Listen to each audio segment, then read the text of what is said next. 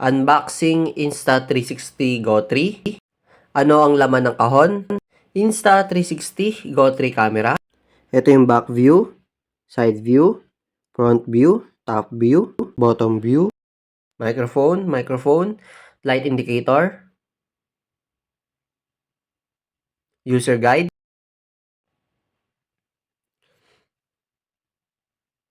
USB to Type-C cable, sticker, warranty card, safety guidelines, Go 3 waterproofing, what to know, quick start guide, easy clip, magnet pendant, action pad, pivot stand.